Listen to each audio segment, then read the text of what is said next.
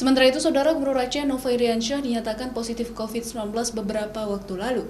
Menurut juru bicara pemerintah Aceh Muhammad MTA, kondisi Gubernur Aceh semakin membaik setelah 17 hari isolasi mandiri. Saat ini, roda pemerintahan seperti rapat dipimpin Gubernur Aceh secara daring.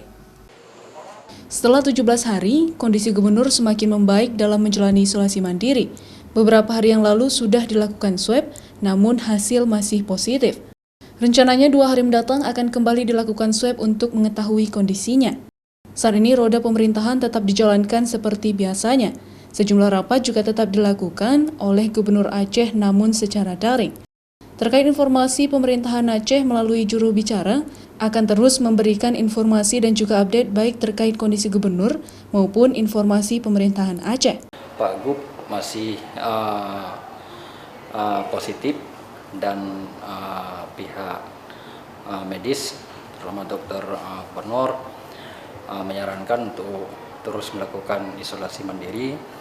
Mungkin besok atau lusa akan kembali dilakukan swab, melihat kondisi Pak Gub dan mudah-mudahan negatif dan kembali normal.